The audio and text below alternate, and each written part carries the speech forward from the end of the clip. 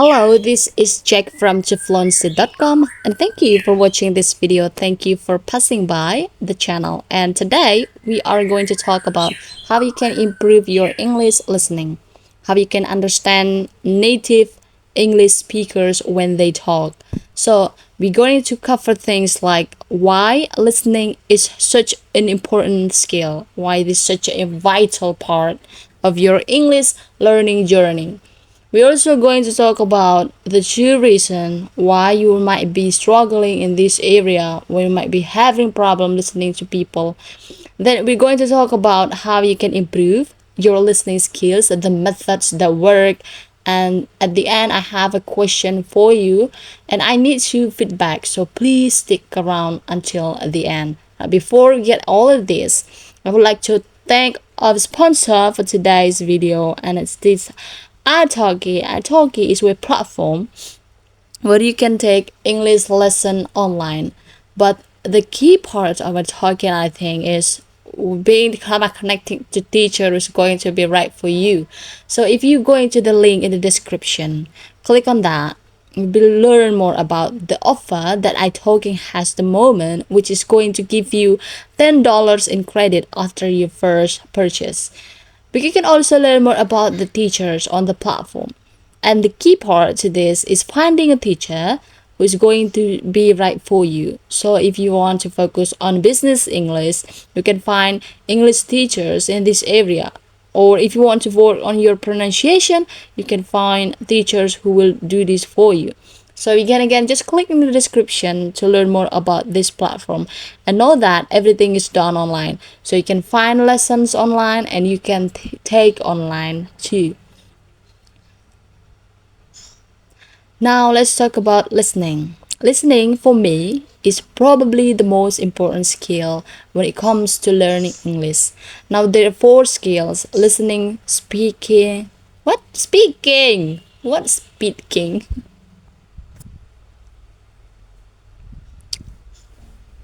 Now, let's talk about listening. Listening, for me, is probably the most important skill when it comes to learning English. Now, there's four skills: listening, speaking, reading, writing. Those are four skills to our input, to our output.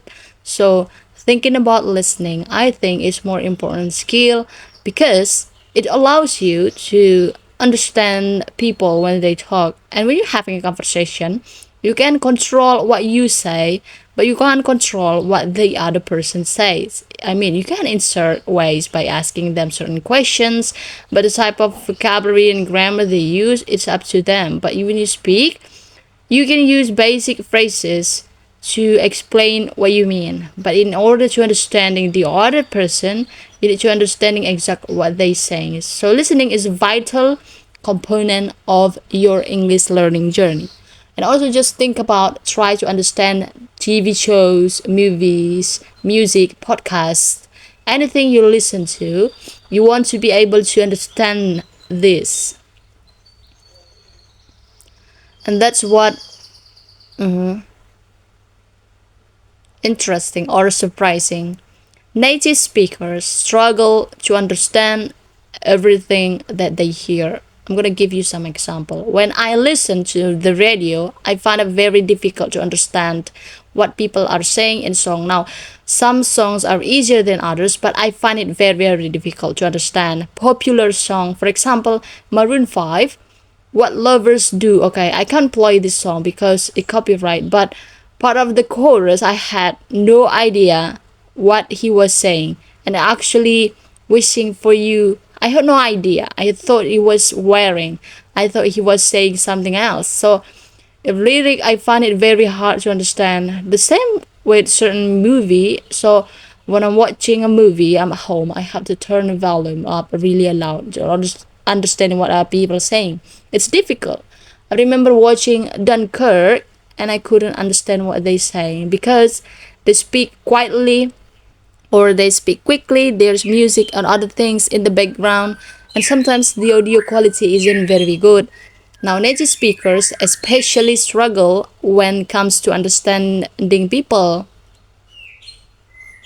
telling me that people find this difficult and it's hard. when people are talking on the phone, it's not always easy to understand what they're saying. So now that everyone struggle in this area, but what you want to do is to improve so you can understand a lot more that you can now. But now that you're never going to understand everything that you hear, so don't feel down, don't feel disappointed. Huh?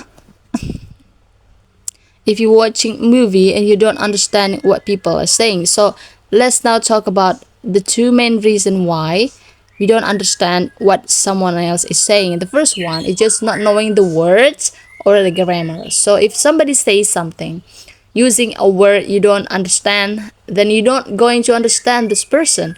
I know that sounds simple, but a lot of people think that they just need to get listening practice in order to understand everything.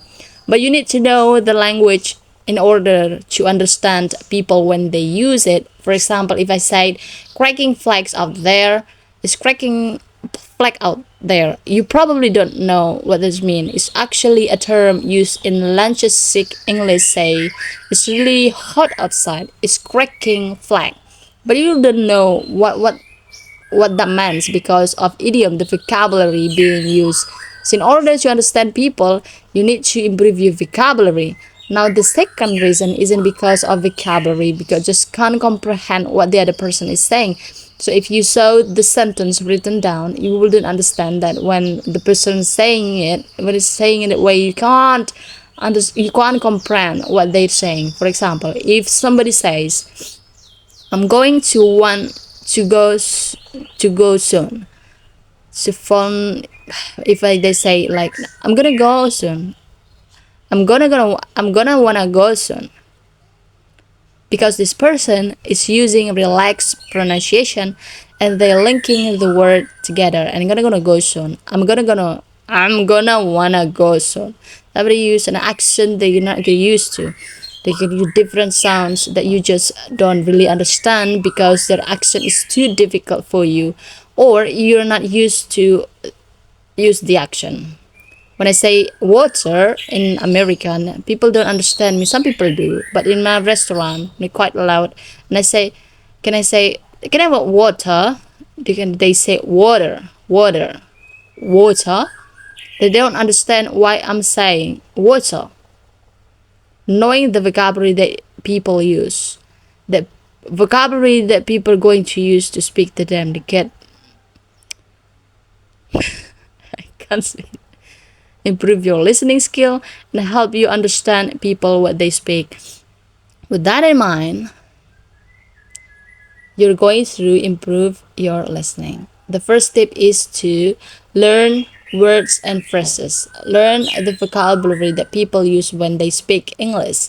Now, I know this is probably obvious to you, but it's still important, it's still vital that you do this. Now, there are many ways you can learn new vocabulary. It could be through input, it could be through the repetition of sentences. What we're going to do is, instead of explaining that here, I've linked a video I made on a technique that you can use so that you can internalize the acquire the vocabulary in the most efficient way. So I'll link to that video in description. But you know that you're going to have to commit to this. So learning new words and phrases so you can just understand what people are talking. The next tip, and I think the most important part of this lesson, is this ABL. ABL. Always be listening. Always be listening to English. Listen as much as possible. Now there are ways to make listen. I'm going to talk about those. And again, if you just take one thing from this video, is to be listening as much as possible. Now, when I started learning Spanish at university, it was really difficult for me to practice my listening because I didn't have access to unlimited Spanish audio and I couldn't listen on the go. But you have access unlimited amount of audio, the audio that you want to have as well. You can do this for anywhere. If you have smartphone or some earbuds, I'll show you. But maybe we can do a little bit more. So think about listening to English before you go to the bed, while sleeping, listening to English at the train, when you're commuting, when you're out walking. But anytime you can listening to English, do it. I want you to know, think about what types of things you are going to listen to make more effective, because our time is limited, and even though that we are listening to English as much as possible, we want to make this as efficient as possible. Three main things when choosing audio for you. You want to find something that is enjoyable, something that is specific to you, and something comprehensible. So let's talk about enjoyable. Find something that you are enjoyable. You don't have to listening to something that is in your class. The typical English listening exercise. We can listening to anything you want and enjoyable. Make it fun and interesting, because if you enjoy listening it to it, going to listen more, and you're also going to be more open acquiring the language that you listen to. This is such a key part to it. Make it fun, make it enjoyable. The next one is specific.